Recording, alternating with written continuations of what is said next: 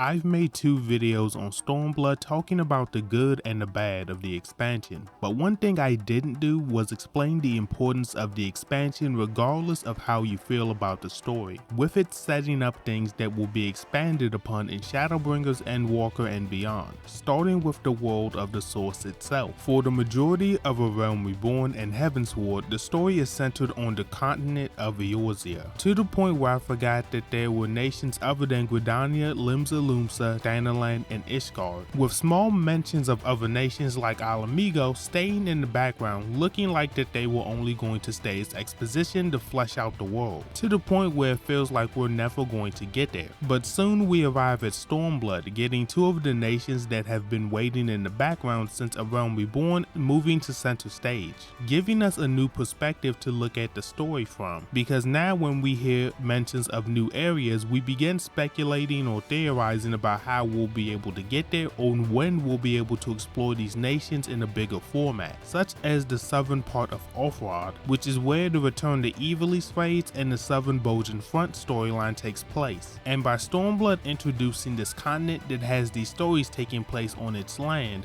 it feels like a setup for an expansion, with the Dalmascan Resistance already asking for the aid of the Eorzean Alliance. In addition to the restoration of Xandor on the horizon, the stories write themselves, and we have Stormblood to thank for this while giving us faces to associate the Garlean Empire with as well. Until this point in the story, we don't get to associate any faces with the Garlean Empire except for Nero, but by the time we see his face, he isn't associated with them anymore, meaning that we have an opposing force with no notable characters linked to it from the end of 2.0 to the start of 4.0. So to make up for this, they give us 3 faces to make up for this oversight, giving us Emet-Selch, the founder of the Empire, Varus, the current emperor, and Xenos, the son of Varus, who's a little bit unhinged for lack of better words. And if you want to hear my expanded thoughts on them, check out the video link down below. But getting back to the point, these 3 characters are used sparingly throughout the expansion, which in retrospect was a great move due to their presence alone indicating that something important is happening, which subconsciously made us players pay attention to everything that they did and said, with Emet-Selch getting the least amount of screen time due to him being one of the antagonists in Shadowbringers, then Varus getting the longest and best scene in the expansion, facing off against the Eorzean Alliance 1v7 in a war of words and winning the exchange,